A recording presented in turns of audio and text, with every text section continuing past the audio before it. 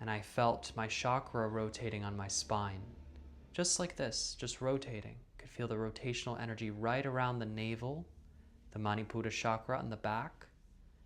That's also a good sign that you're opening and activating the chakra. That energy is moving.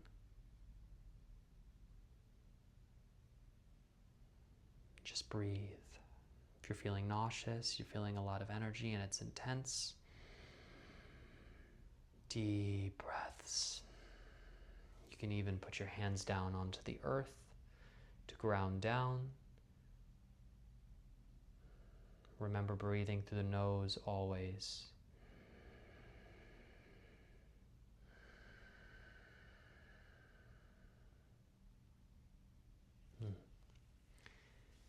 So if you're feeling some intense energy, like I said, it's a pretty intense practice.